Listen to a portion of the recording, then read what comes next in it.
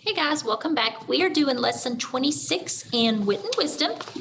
Remember, our essential question is, what can we discover about animals' unique features?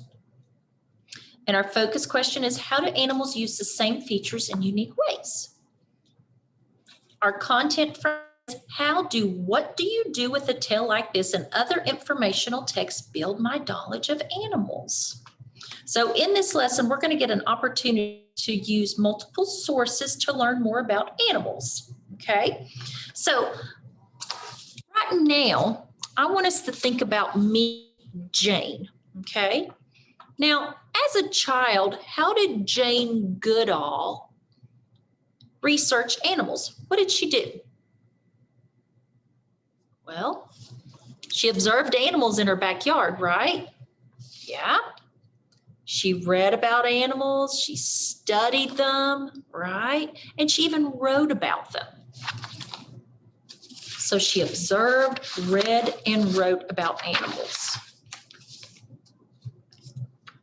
So Goodall researched animals by using many sources as a child, observing the chickens, studying creatures in her backyard, and reading multiple books. Well, in this lesson, you're going to research animals using multiple sources to build your knowledge too, okay? So let me look up page 16 here in our What Do You Do with a Tale Like This? And on 16, it says, what do you do with eyes like these? All right. And we are going to be looking at the bald eagle.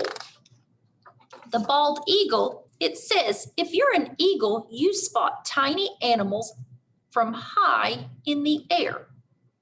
So that tells me bald eagles must have really good eyesight if they can spot a tiny animal high in the air, right? Yes. Okay.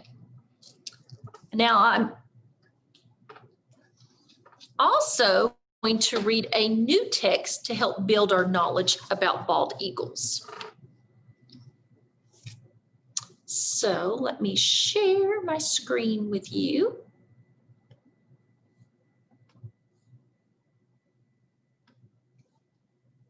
Okay, let's get rid of that floating bar. And let's go right here. All right, so bald eagles, it's a beautiful bird, isn't it? So I'm going to read aloud 5 reasons why bald eagles are the best.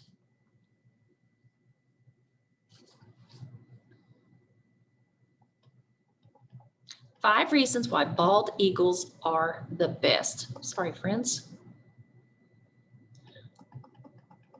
Bald eagles are stately. These birds are native to North America, while most live in Alaska and parts of Canada.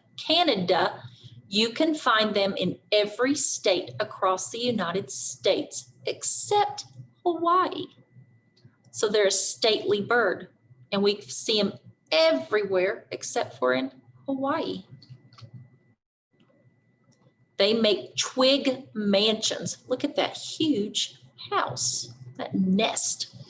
Bald eagles tend to build durable nests that they use for several years. Every year they add more twigs, leaves, and branches to their treetop pads, which means the nest can get ginormous.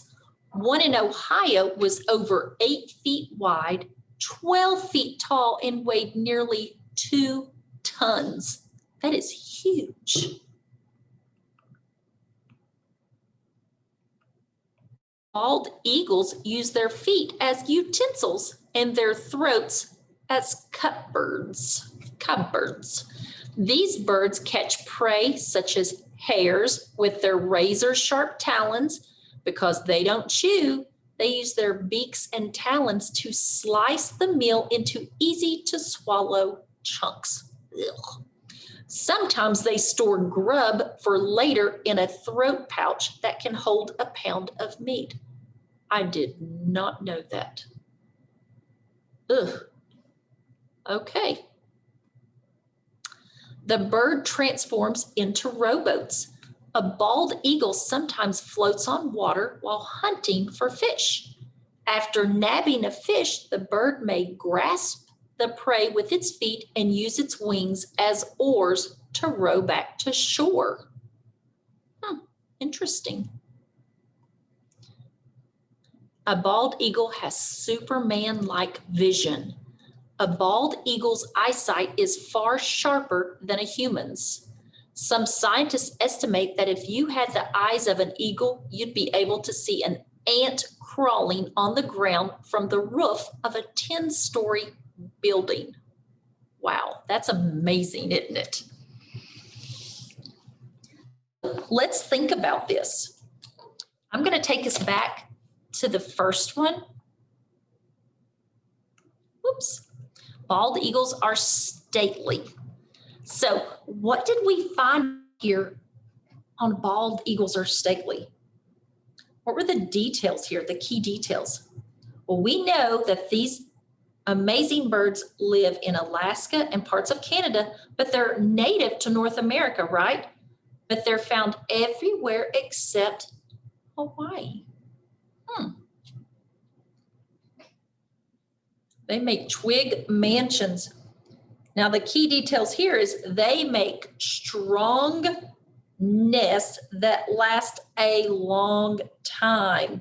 They keep adding twigs to these nests so they get really, really big. Wow. And then bald eagles use their feet as utensils and throats as cupboards.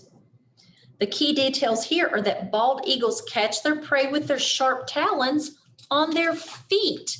And they also use their talons and beaks to break up their food so they can eat it because they can't chew food. And they can hold a lot of meat in their throats for later, which I did not know that. And the birds transform into rowboats. The key details here are the eagles can make their bodies into a boat. They float on water and use their wings to row. And on number 5, a bald eagle has Superman-like vision. The details here are the bald eagles have very good eyesight, better than humans.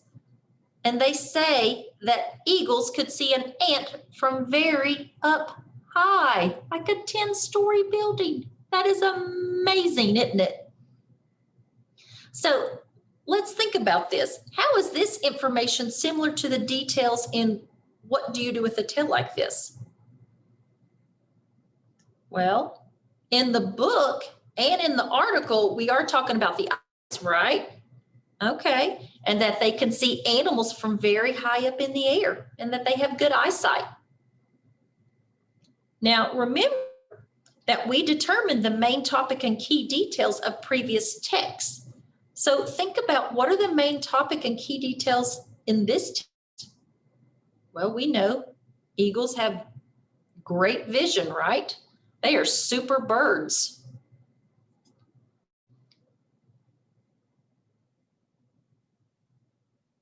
In this concept, we're going to be talking some points and reason. A point is something debatable, which people might disagree with. And a reason is information an author or speaker used to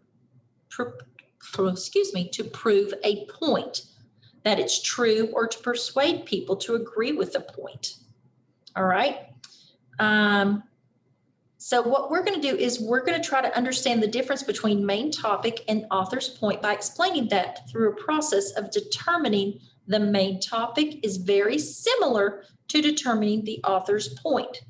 The difference is that people may have a different idea of what the author's point is, but not many people would agree with the main topic.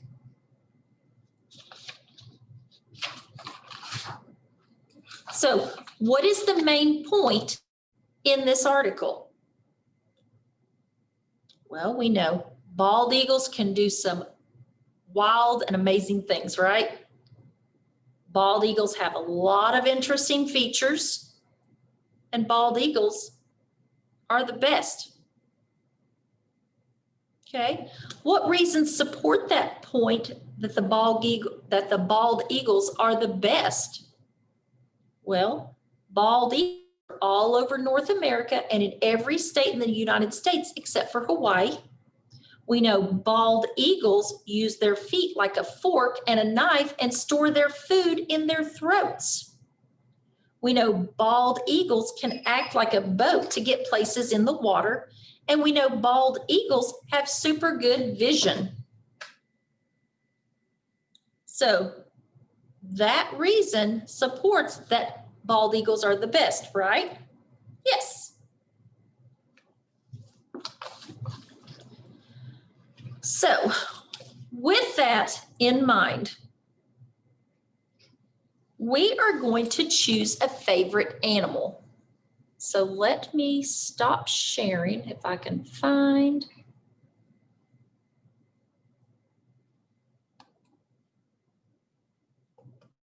All right. So I read that for a reason. So you would think about a favorite animal and why you like an animal. Okay. So you're going to choose a favorite animal from What Do You Do with a Tail Like This? One of these animals here. And we're going to write a letter to the nearest zoo encouraging them to adopt our animal. Okay. So I am going to put the sample letter on the board and you can copy it and then you can put your animal in the blanks where it needs to go. Okay. So let's get that letter written for it.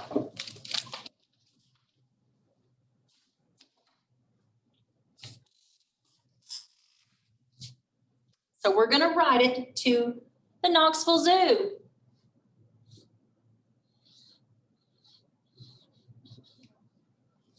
Dear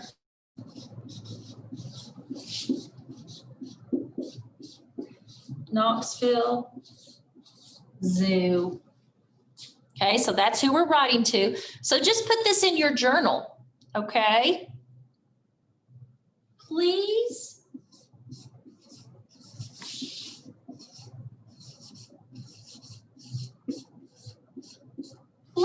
adopt a new blank. And you decide what animal you wanted them to adopt, okay? Think about all the animals we've talked about. Blank are the best.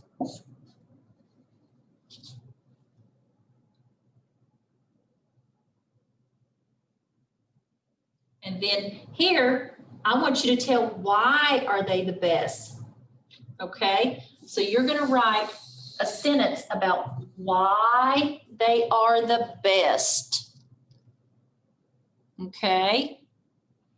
So this is where your animal goes here, and then here you need to give a reason why they are the best, okay? We hope you adopt an awesome blank. So whatever your animal is again, okay? And then you're going to finish it. Sincerely, and then you're going to put your name, okay? So we're trying to talk Knoxville Zoo into adopting a new what? If I was picking one, I'd probably say platypus. I'll say, please adopt a new platypus. Platypuses are the best. Did you know a platypus can dig in the mud with his bill? We hope you adopt an awesome platypus. Sincerely, Miss Nicholson. And then once I've written my letter, I'm going to draw a picture to go along with my letter, okay? That way they'll sit there and they'll see the picture of it and they'll see your writing. They'll go, oh, this is just amazing. And I want to adopt this animal. Okay. Now, this is just a writing, guys. Okay. We're not to Knoxville Zoo. This is just a informal writing. So, but make sure though that you can send it in to me if you'd like, and I would look at it and I would love to see your pictures of your animal too.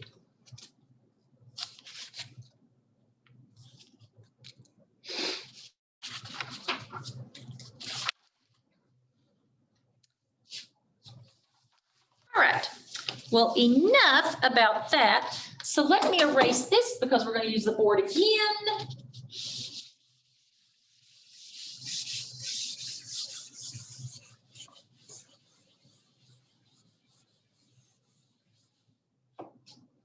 All right, so I'm going to lay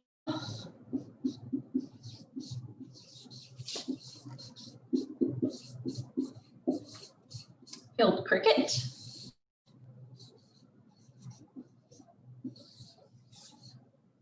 Has can and is. So let's think about a cricket. What we know about crickets. We know what? We know they can jump, they can chirp, and they make noises with their front legs rubbing together, right? Okay, so I am going to read the paragraph on page 27 about field crickets.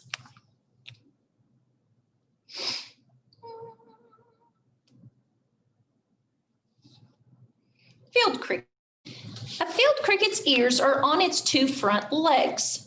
Opening in the cricket's hard outer covering lead to chambers outside each leg, pointing its body and its ears in different directions. The cricket can tell where a sound is coming from. Field crickets, which are about 3/4 inch, live throughout North America, and they make their familiar chirping sound by rubbing the edges of their wings together. The warmer the temperature, the faster they chirp. Counting the number of chirps in 15 seconds and adding 40 gives a fairly accurate temperature reading in degrees Fahrenheit, which I think that is really cool. Okay, so what are some attributes that the field cricket has? What does it have? Well, we know a field cricket has ears on its front legs.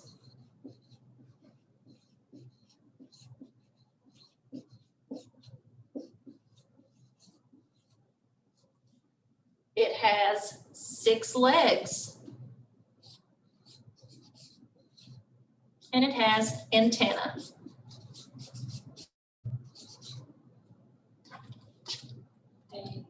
There. All right.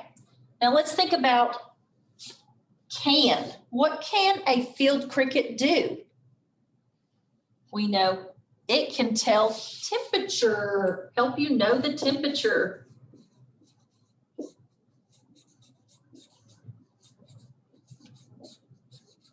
No temperature. We know it can jump. And we know it hears using its legs.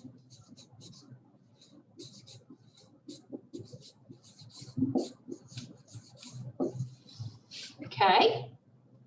A field cricket is what? It's small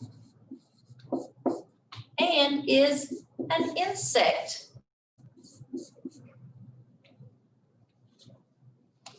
So this is our categorization map of a field cricket. All right, you don't have to write this down. I was just putting that up there for us to do together, okay? So that is the end of this lesson, and I will see you back here next time.